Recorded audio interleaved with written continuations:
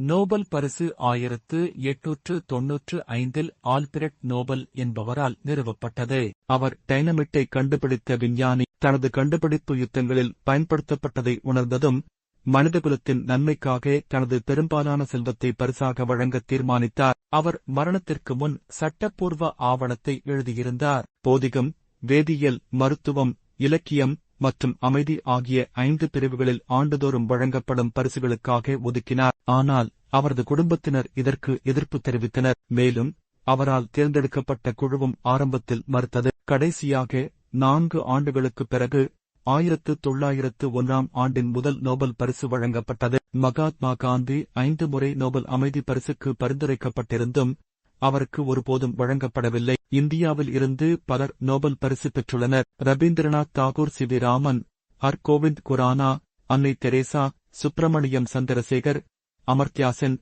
வெங்கட்ராமன் ராமகிருஷ்ணன், கைலாஷ் சத்யார்த்தி, அபிஜித் பானர்ஜி ஆகியோர் பரிசு பெற்றனர். இவர்களின் சாதனை இந்தியாவின் பெயரை உலகில் பிரபலமாக்கியது. தேங்க்ஸ். சப்ஸ்கிரைப் செய்யுங்கள் மற்றும் கருத்தை பதிவு செய்யுங்கள்.